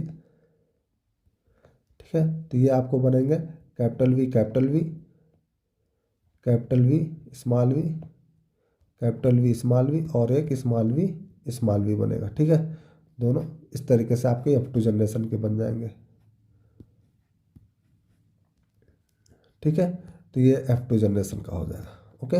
next question number 38, hold a concave mirror in your hand and direct its reflecting surface towards the sun, okay. तो यहाँ पर ये बनाया गया diagram, okay, direct the light reflected by the mirror on the white cardboard, okay. इस तरीके से cardboard पे उसको किया जा रहा है। क्वेश्चन देखते हैं, क्वेश्चन पे क्या पूछा गया, डायरेक्ट क्वेश्चन पे आते हैं। List 2 application of concave mirror, concave mirror का 2 एप्लीकेशन लिखना है। तो ये आपका क्या हो जाता है, कन्वर्जिंग लेंस होता है। कौन सा लेंस होता है, कन्वर्जिंग लेंस, ठीक है। तो कन्वर्जिंग लेंस होता है, तो आपको डेंटिस्ट लोग इस्तेमाल करते हैं, डेंटिस्ट इस्तेमाल करता है। और हेडलाइट आपका इस्तेमाल होता है गाड़ियों के, headlight of vehicles, headlight of vehicles, clear. और नेक्स्ट आप कहाँ इस्तेमाल कर सकते हैं, जो आपके सेविंग वगैरह में भी इस्तेमाल किया जाता है इसको, ठीक है। सेविंग मिरर के नाम से भी ये जाना जाता है, सेविंग मिरर, ओके। नेक्स्ट क्या दिया है, if the distance between the mirror and principal focus is 15 centimeter, यानी ये डिस्टेंस आपको दिया है कितना, 15 सेंटीमीटर दिया है। ठीक है, find the radius of curvature of the mirror. तो फोकस हो गया, फोकस 15 सेंटीमीटर, तो रेडियस इसका डबल हो जाएगा, रेडियस हो जाता है फोकस का डबल, तो ये हो जाएगा हमारा 30 सेंटीमीटर। क्लियर। और कॉनकेव मिरर के लिए फोकल लेंथ किस में होगा, निगेटिव में होगा। किस में होगा, निगेटिव में होगा, तो ये भी निगेटिव में आ जाएगा। उसे यहाँ ये सब बताने की ज़रूरत नहीं है, आपको डिस्टेंस बताना तो डिस्टेंस सीधे से बता देंगे। नेक्स्ट है draw ray diagram to show the type of image found when an object is placed between the pole and focus of concave mirror. तो फोकस और पोल के बीच में जब रखा जाएगा तो आपका इन्फिनिटी पर ऑब्जेक्ट का इमेज बनाएगा। ठीक है, ऐसे बनेगा। देखिए ये मान लीजिए आपका कॉनकेव मिरर हो गया, ये आपका पोल हो गया, ये फोकस हो गया, ये सेंटर हो गया। यहाँ कोई ऑब्जेक्ट रखा गया पोल और फोकस के बीच में, तो ये पैरेलल लाइट ऐसे आएगा, पैरेलल फोकस से निकल जाएगा ऐसे, और नेक्स्ट पोल से जो आएगा वो भी ऐसे निकल जाएगा। तो ये कहाँ बनाने लग जाएगा, इनफाइनाइट पर इसका पोजीशन बनेगा इमेज का। क्लियर। नेक्स्ट आर करके दिया है, आर वाले में क्या लिखा है, an object 10 centimeter in size placed at 100 centimeter in front of concave mirror. Okay, तो ऑब्जेक्ट की हाइट दे रखी है 10 सेंटीमीटर का, और यह 100 centimeter front of concave mirror पे रखा गया है। If its image is found at the same point where the object is located, यानी कि जहां ऑब्जेक्ट है वहीं पे ही इमेज बन रहा है। तो ये एक ही केस होता है जहां, यानी कि ऑब्जेक्ट कहाँ पर होगा, आपका सेंटर पर होगा, ऑब्जेक्ट एट सी पर होगा, और इमेज भी हमारा सी बनेगा। तो focal length of the mirror बताना है, तो सी पर रखा जा रहा है, तो सी हमारा रेडियस ऑफ कर्वेचर हो गया, रेडियस ऑफ कर्वेचर हो गया। तो फोकल लेंथ इसका आधा हो जाएगा, यानी कि 50 सेंटीमीटर हमारा फोकल लेंथ हो जाएगा। Clear. Magnification of the image found with the sign as per Cartesian का साइन कन्वेंशन। तो मैग्निफिकेशन आपको बताना है, तो मैग्निफिकेशन के लिए क्या करेंगे, एम इक्वल टू करते हैं माइनस वी अपान यू, आप बता देंगे। तो माइनस वी अपान यू, क्योंकि इमेज डिस्टेंस और ऑब्जेक्ट डिस्टेंस दोनों सेम है, तो इमेज और ऑब्जेक्ट दोनों डिस्टेंस आप ले लीजिए। कॉनकेव मिरर के लिए आपका यू का वैल्यू हो जाएगा, यू का कितना हो जाएगा, -100 सेंटीमीटर साइन कन्वेंशन के साथ में, और वी का भी वैल्यू -100 सेंटीमीटर बनेगा। क्लियर। यहाँ वैल्यू पुट करिए तो -100 पान -100 दोनों कैंसिल आउट हो जाएंगे, तो -1 इज द आंसर आएगा मैग्निफिकेशन में। तो -1 का मतलब हो गया कि जो ऑब्जेक्ट होगा वो इन्वर्टेड बनेगा। कैसा बनेगा, इन्वर्टेड बनेगा और सेम बनेगा, यानी ऑब्जेक्ट हाइट की अगर हमारा दे रखा 10 सेंटीमीटर, तो इमेज हाइट भी क्या हो जाएगा, 10 सेंटीमीटर होगा। और कैसा होगा, रियल और इन्वर्टेड होगा, रियल एंड इन्वर्टेड यहाँ पर बनेगा। नेक्स्ट क्वेश्चन, क्वेश्चन नंबर 39, और ये आपका लास्ट क्वेश्चन है। ओके, तो 39 पर हम लोग देख लेते हैं क्या क्या दिया, बहुत जल्दी से करेंगे क्योंकि टाइम बहुत ज़्यादा हो रहा है। Okay, almost all metals combined with oxygen to form metal oxide, सही बात है। Metal oxides are generally basic in nature, ये भी करेक्ट है।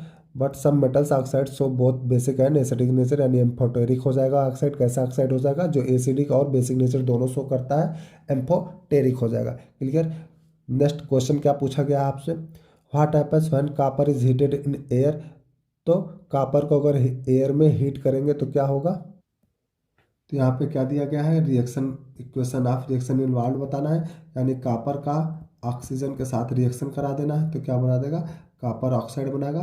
कॉपर सेकंड ऑक्साइड ये होता है, इसको बैलेंस कर लेंगे, बैलेंस करेंगे तो यहाँ पर 2 आ जाएगा और यहाँ भी 2 आ जाएगा। क्लियर। तो ये हमारा रिएक्शन हो जाएगा। ओके, नेक्स्ट क्या दिया है, why are some metal oxides categorized as amphoteric, क्योंकि मेटल ऑक्साइड जो होते हैं वो दोनों नेचर शो करते हैं, कौन कौन से, एसिडिक और बेसिक नेचर दोनों शो करने लग जाए, एसिडिक नेचर भी और बेसिक बिहेवियर दोनों से शो करेगा, तो वो कैसा हो जाता है, एम्फोटेरिक हो जाएगा। एम्फोटेरिक का मतलब हो गया कि अगर एसिडिक नेचर शो कर रहा है तो बेस के साथ रिएक्शन कर लेगा, और बेसिक नेचर शो कर रहा है तो एसिड के साथ भी रिएक्शन कर लेगा। Give one example. ओके, तो आपको एम्फोटेरिक में क्या बताना है, ऐसे मेटल ऑक्साइड जो एसिड और बेस दोनों के साथ रिएक्शन करके साल्ट और वाटर बनाते हैं। ओके, एसिड और बेस दोनों के साथ रिएक्ट करके मेटल ऑक्साइड है आपका, और क्या देने दे दे आपको, साल्ट दे दे और वाटर दे दे। ठीक है, तो वो बोला जाता है एम्फोटेरिक ऑक्साइड। अगर आपको एग्जाम्पल के थ्रू देखना है तो एग्जाम्पल में आप क्या ले सकते हैं, एल्युमिनियम का ले सकते हैं, किसका, एल्युमिनियम का। ओके, तो Al2O3 है, ये आप HCl के साथ रिएक्शन कराएंगे तो ये बना देगा AlCl3 प्लस H2O। इसको बैलेंस कर लीजिए, तो बैलेंस करेंगे तो क्या हो जाएगा यहाँ पर 3 2 जा 6 करिए, 3 6 और यहाँ पे 2 आ जाएगा। क्लियर, तो ये आपका बैलेंस हो चुका है। ठीक है, एक ही एग्जाम्पल की बात किया था और इसी का रिएक्शन आप करवा दीजिए किसके साथ, बेस के साथ। NaOH ले लीजिए बेस में और इसके साथ रिएक्शन करवा देंगे तो NaAlO3O2। ओके, NaAlO2 बन गया ये, और साथ में H2O बनाएगा, साल्ट और वाटर बनाएगा। इसको भी बैलेंस कर लीजिए, 2 एल्युमिनियम था, 2 यहाँ कर दीजिए। ठीक है, तो ये अब आपका बैलेंस हो चुका है। ओके, नेक्स्ट क्या दिया गया है, ये रिएक्शंस को कंप्लीट करना है। तो ये रिएक्शन क्या बनाएगा, इसका कंप्लीट होने के बाद ये सोडियम ऑक्साइड वाटर के साथ रिएक्शन करेगा तो सोडियम हाइड्रोक्साइड बना देगा। क्या बना देगा, सोडियम हाइड्रोक्साइड बना देगा। बैलेंस कर लीजिए इसको, बैलेंस कर लेंगे तो 2 सोडियम है तो यहाँ पर 2 का लगा दीजिए। ठीक है, और ये रिएक्शन तो यहाँ पर सामने लिखा ही गया है आपका, तो इसको आप देख के कंप्लीट कर लेंगे। ओके, नेक्स्ट आर वाले पोर्शन में इसको क्या दिया है, इसको भी फटाफट हम लोग डिस्कस कर लेते हैं। आर वाले पोर्शन में क्या दिया गया, on burning sulphur in oxygen a colourless gas is produced. Okay, तो यहाँ दिया है आपको सल्फर का ऑक्सीजन के साथ रिएक्शन कराना है, तो सल्फर मिल गया, ऑक्सीजन के साथ क्या बना देगा, सल्फर डाइऑक्साइड बनाता है। ये सल्फर ट्राइऑक्साइड भी बताता है बट ये कलरलेस बोला है, तो सल्फर डाइऑक्साइड आपका कलरलेस गैस होता है। Clear, name the gas form, sulphur dioxide हो जाएगा। Clear, state the nature of the gas, तो नेचर ऑफ द गैस कैसा होता है, ये आपका बहुत ही पंजेंट स्मेल टाइप का, बहुत ही स्मेलिंग गैस होती है। ठीक है, स्मेल बहुत ज़्यादा करता है। Okay, next what will be the action of this on a dry litmus paper. Okay, तो आपको लिटमस पेपर के साथ बताना है। तो SO2 जो गैस होती है ये आपकी एसिडिक होती है। कैसी होगी, एसिडिक होगी। अगर ये एसिडिक है तो ब्लू लिटमस को क्या कर देगा, टर्न कर देगा रेड में। क्लियर, तो show the presence of acidic nature. और ये एसिडिक क्यों हो जाता है, क्योंकि सल्फर डाइऑक्साइड गैस आपका वाटर के साथ मिलकर H2SO3 बना लेता है। क्लियर, तो ये हमारा एसिडिक नेचर शो करता है। ठीक है, होप करते हैं तो कि आप लोगों को पेपर पूरे तरीके से हेल्पफुल हुआ होगा, पूरा आंसर्स करेक्टली मैच करने के लिए। तो ये आपके पूरे पेपर्स का सॉल्यूशन था। ओके, वीडियो यदि अच्छा लगा होगा तो उसको आप लाइक और शेयर कर लेंगे, और आगे के लिए अपडेट के लिए आप इसको सब्सक्राइब कर लें। Okay, all the best for your board exam. Thank you.